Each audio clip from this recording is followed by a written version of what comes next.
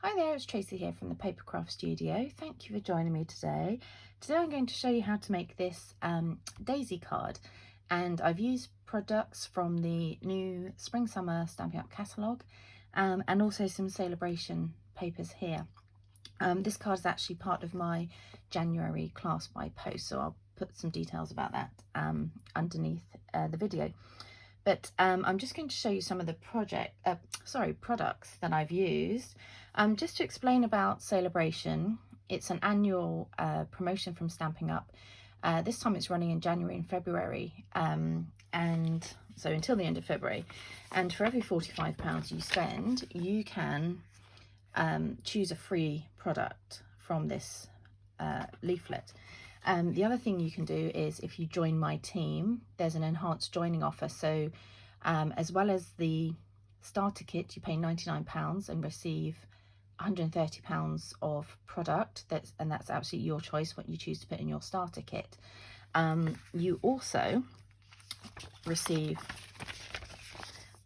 these papers here, so you get 5 stacks of 6x6 of the newest designer series paper. So we don't even have access to this yet, so it's such a great value joining offer. That's worth over £50 on its own. So again, I'll put details if you want to join my team in the link below, and if you have any questions, please do ask. So these are the papers that I'm using. You can see I've got a very small amount left of this daisy one. So they look quite busy on here, but actually when they're broken down into individual projects, they make really nice background papers. I love this, always happens. Love the one on the front and the back of a particular sheet. So just show you quickly, these are upside down, but you can see there's a really nice contrast.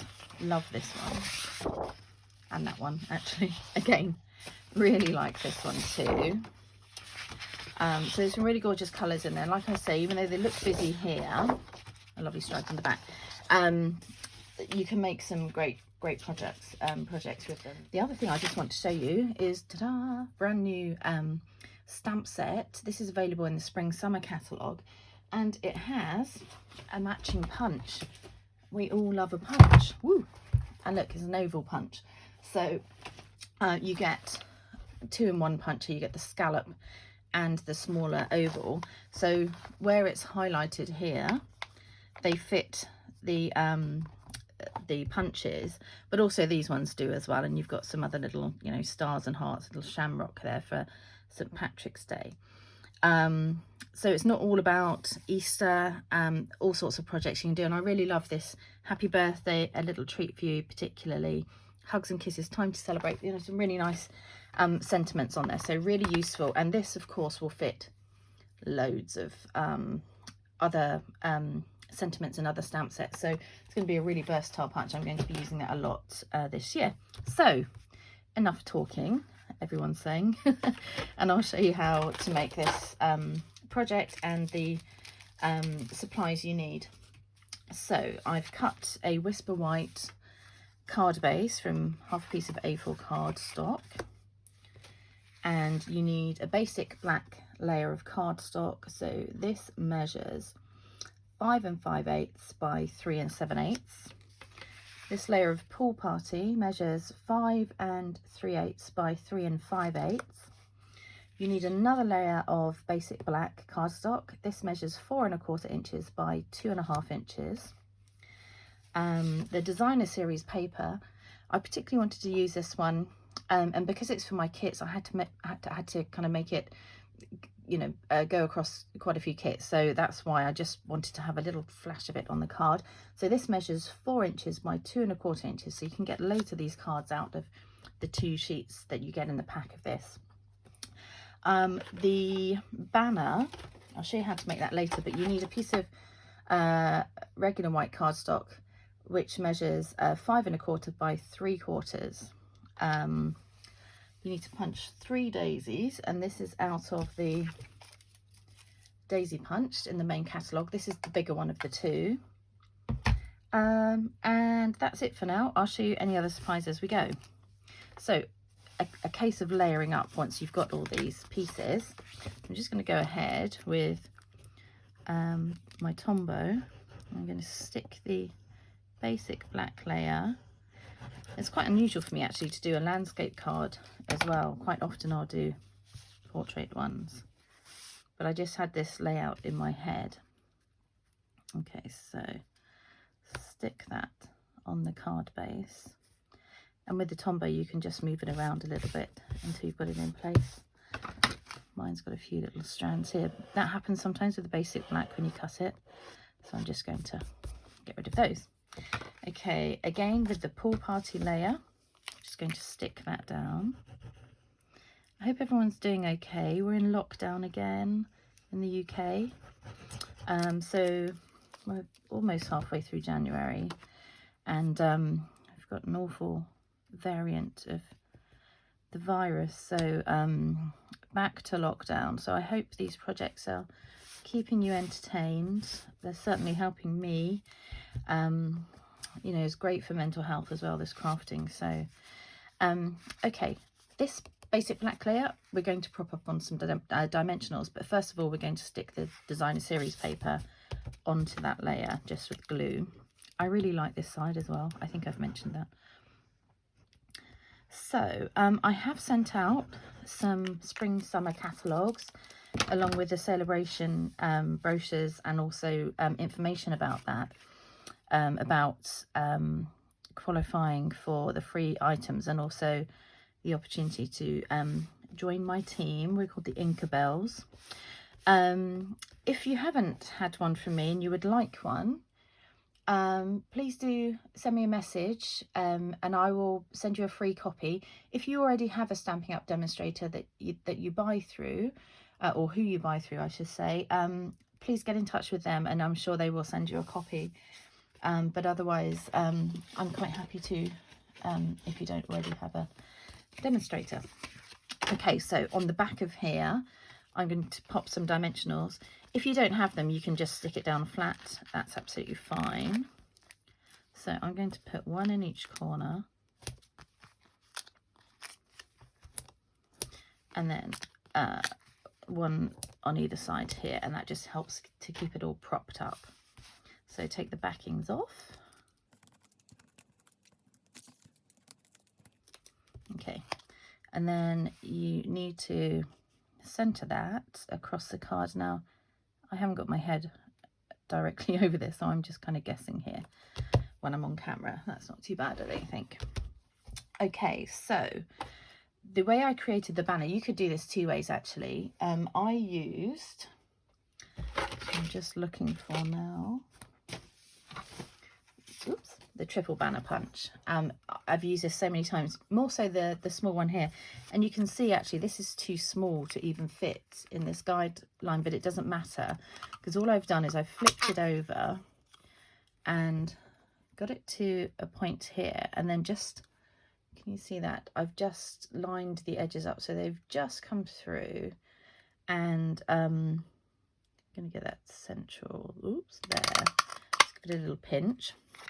The other way you can do it, if you don't have that punch, is to do a little snip in the middle here at the end, however far down you want to go, and then you come in from this point up to the point of the cut you've just made, like this. Oops. Okay, so you can do it that way. You can see they're quite similar. So if you have the punch, great. If you don't, you can still do that.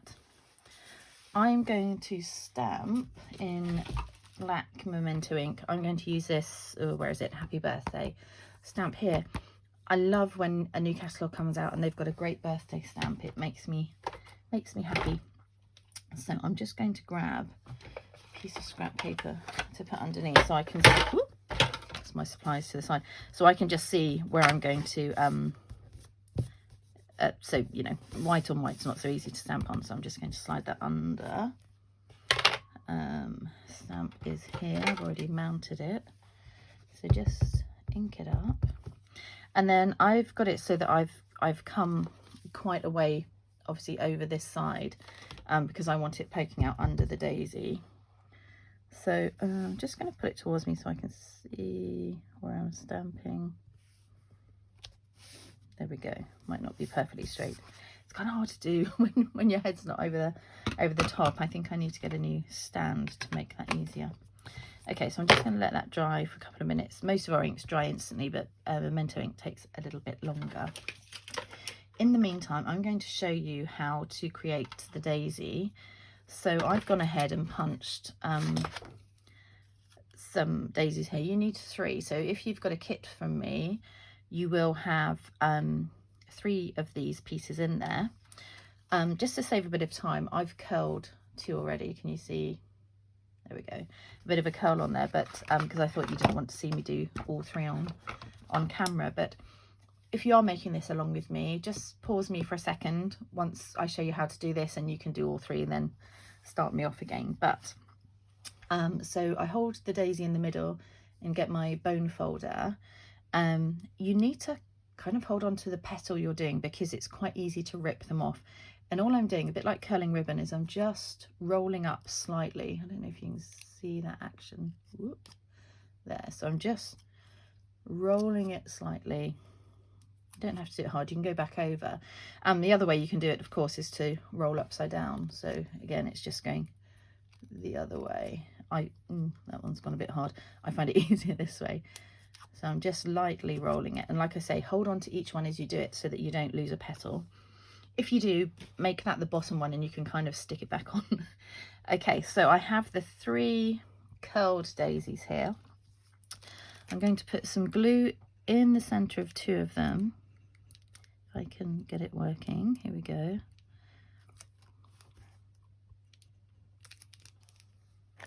Okay, and then you need to offset them slightly. So the first one that goes down, don't try and fill the whole gap between the daisies. Just put it slightly offset against the first set of petals. So you've still got a gap here.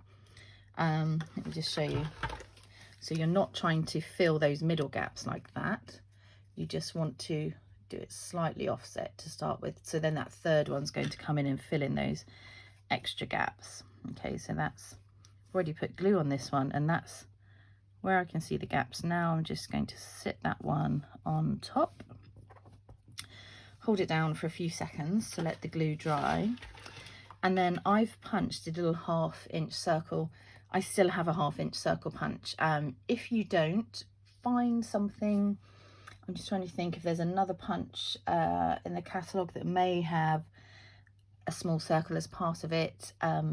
If it's in a kit, you'll have this. If not, just try and cut around a little circle, draw around I don't know, something small and round. This is in Bumblebee, so I'm going to just put a dot of glue in the middle of the flower, and then this doesn't fill the whole center, so just move it to be kind of central and then just hold it in place for a second. So that's your daisy. You can also, as well as rolling these up, you can flip them back, the tips back, but takes a bit of practice, that one, and I quite like how it's, because I think daisies do come up like that, so I'm quite happy with that.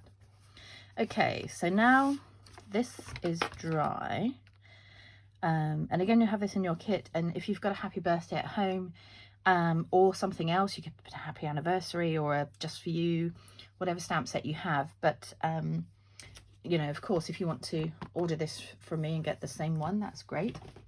So this goes down with some Tombow. I've just put it in the middle because obviously this is going to go off the end. You can, if you want to, have it going straight across. I'll just show you. Actually, maybe I'll do this one straight across and I'll show you how it looks. I'm quite a kind of angle girl. Ooh, see, it wanted to go there. It wanted to go at an angle. So I'll just show you the difference in looks. So obviously this one's at the angle, this one's straight on. Some glue gently on the back of your daisy. I just wanted to match up the daisies that are in the papers as well, and then stick that in the middle. Just hold it down, it will slide around a little bit so that you can still see the happy birthday or whichever greeting you're using at this end. And then also new in the catalogue, and I've lost my little marker on there, I think it was on page 41, let me find it. Oh, it is. Ta-da. Oh, there's my marker. So this is in the Sand and Sea suite. Not a huge fan of shells, but I know people are loving this suite. But here, opal rounds, these are gorgeous. You get 50 pieces, sorry, 100 pieces, 50 of 2 sizes. And I've cut mine because I wanted to get to some of the smaller ones and some of the larger ones to give out with my kit. At the moment, I'm only seeing the smaller ones, but that's fine. I'll just use the smaller ones on my card. So on this one, if you do have it in your kit, I've popped the bigger one here, the smaller one here, and I've gone ahead and coloured mine. So you can see, like I say, they're opal. In this light, I suppose they do have a bit of a pinky sheen because they're, you know, meant to be like shells almost. But I've coloured mine in what's this one, Dark Pool Party, just to coordinate with this this paper. So, oh, I found my other ones. That's handy because I've already coloured that in. There are the bigger ones. So this is the smaller, this is the bigger. So all you would do if you have a blend, and it needs to be the blends and not the markers, is just go ahead and colour over it, let it dry. You can do this with any colour. So let me just grab another one here. Let's do a darker one. So this is a light rich raspberry. Ooh, I haven't opened that for a while. So you see, you can get quite a different effect. So any of your blends you can use for these. So like I said, I'm just going to take this bigger one off, pop it down here, and then take the one that's dry off of here and pop it about there. Look, I've splashed on my card from my blend when I opened it. That doesn't normally happen, but when you've stored them for quite a long time and not used them, just open them carefully. So I won't be sending that card out to somebody unless I pop a couple of embellishments over the top. But you can see there, one with the diagonal banner and one with the banner going across. So thank you for joining me. Take care and see you soon. Bye.